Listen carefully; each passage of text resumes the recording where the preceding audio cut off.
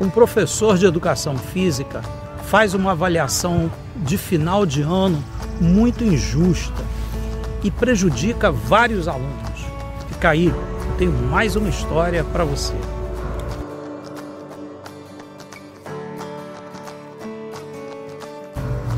Essa história se passa em uma grande escola pública no Rio de Janeiro.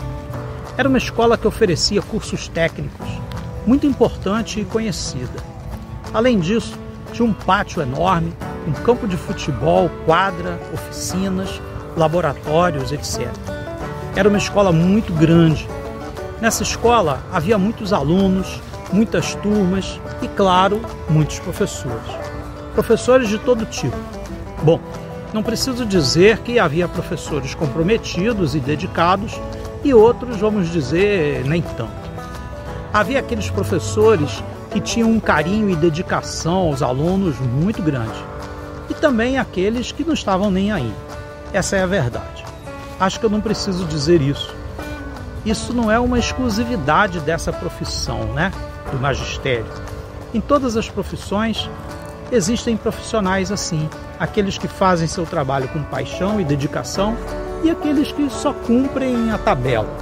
Você entende e sabe do que eu estou falando. Pois bem, um professor de educação física era muito faltoso. E você sabe de todas as deficiências das escolas públicas brasileiras. Quando o professor faltava, e eram muitas faltas, os alunos ficavam com horário vago e a galera, claro, ia jogar bola, jogar ping-pong, conversar, namorar, etc.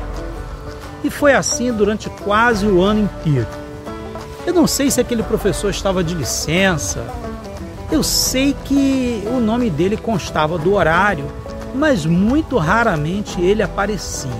Era quase um fantasma aquele professor.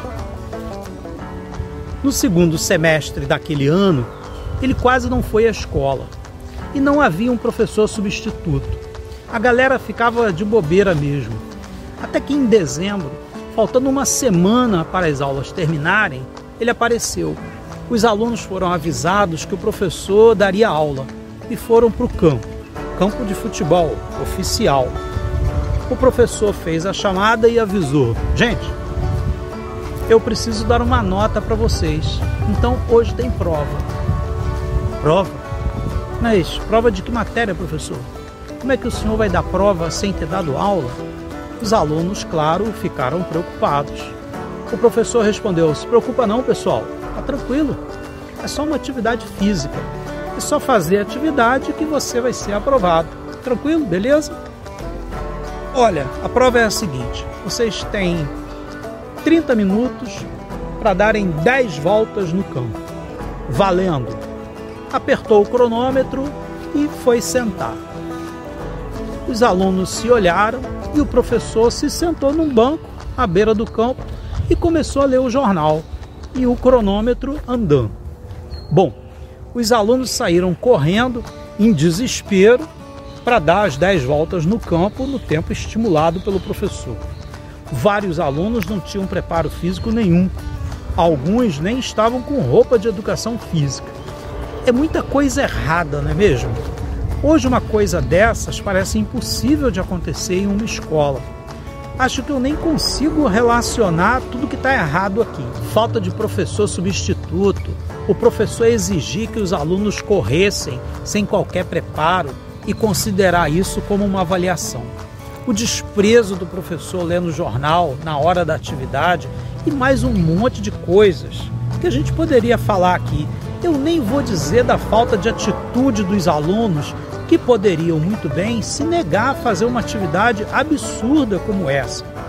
Mas os alunos eram vítimas e na época em que isso aconteceu, os alunos não tinham, na sua maioria, a consciência suficiente da situação para tomar uma atitude contrária a isso. Nessa época, prevalecia um autoritarismo nas relações entre professor e aluno. Os alunos poderiam e deveriam ter se negado a fazer isso, mas não fizeram. Era outra época. No final, ninguém foi reprovado nem aqueles que não conseguiram dar as voltas no tempo que o professor estipulou. Era um blefe, era uma mentira. O professor botou uma pressão em cima dos alunos só para dizer que deu uma avaliação. Você pode achar um absurdo total essa história, mas aconteceu sim. E eu lamento dizer que essa é a realidade de boa parte das escolas públicas no Brasil. E tem coisa bem pior por aí, infelizmente. Eu fico pensando quanta coisa a gente ainda tem que resolver na nossa educação, não é mesmo? Bom, e essa foi a nossa história de hoje. Aqui no canal você vai encontrar mais histórias de professor, de aluno e de sala de aula. Se você quiser, a gente conta a sua história aqui também. Manda pra gente nesse e-mail que está aparecendo aí embaixo. A gente lê sua história, avalia, dá uma arrumada aqui do nosso jeito e quem sabe sua história pode aparecer aqui também. Eu sei que você tem uma história interessante vivida na escola. Um abraço, até a próxima história. Eu espero que seja a sua história. Valeu, tchau!